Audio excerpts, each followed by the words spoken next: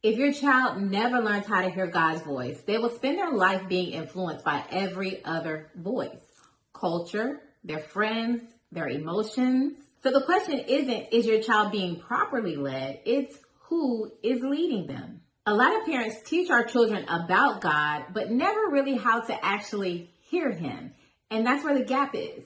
Because a child who can recognize God's voice doesn't just follow rules, they develop a conviction, which becomes a supernatural yield to the voice of the Holy Spirit. And that conviction will guide them even when you're not in the room. If you're new here, welcome. My name is Ms. Jaya, and I help parents, especially mothers and families who want to follow Christ, build homes where faith isn't just something we talk about on Sunday, but something that shapes everyday life. I work with families to create something that I've created called faith-centered ecosystems inside the home. Because peaceful homes don't happen accidentally. They happen when spiritual leadership is clear, rhythms are consistent, and God is at the center of the household. So let's start here. In the book of John, chapter 10, verse 27, it says, "My sheep hear my voice. I know them and they follow me." That means hearing God isn't rare, it's relational. Your child was designed to hear him, but it has to be practiced, it has to be modeled, it has to be developed. My biggest pet peeve when coaching parents about the spiritual growth of their child is when the child's language is foul, the parents immediately react to what they heard.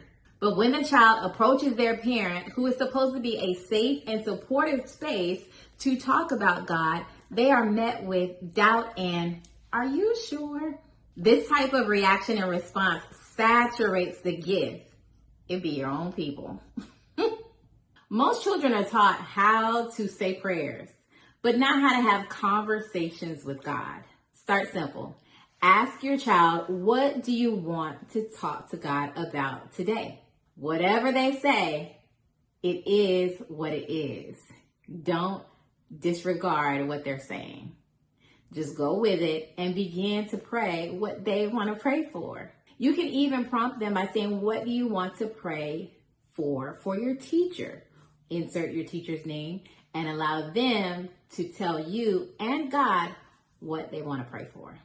After listening, ask them, so what do you think God is saying?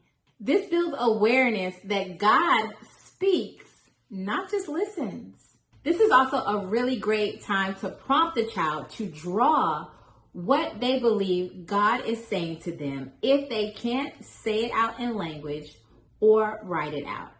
Number 2, scripture builds voice recognition. God's voice will never contradict his word.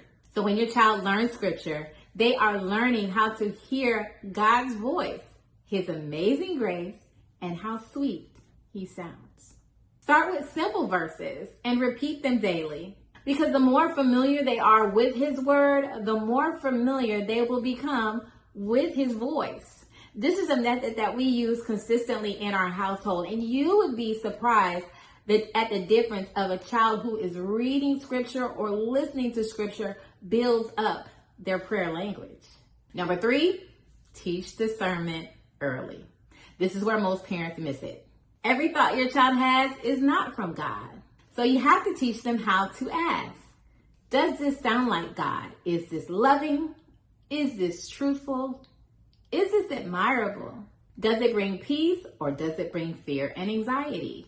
If it brings fear and anxiety, it's not God.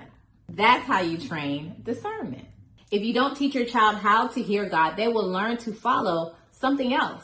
And most of the time, that something else is louder, faster, and less grounded in truth. So this is not optional. This is spiritual protection. Your goal is not to control your child's every decision. Your goal is to train a child who can hear God for themselves. Because when they learn to hear God's voice for themselves, they don't just depend on you, they develop a relationship with him. Listen, I know that you think that you can do this alone. You've been trying, but something has to shift. If this message spoke to you, I want you to do 3 things.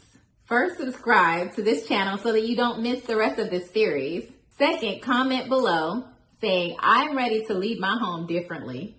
And third, I created a free resource for you. It's a simple guide that will help you start building spiritual rhythms in your home today.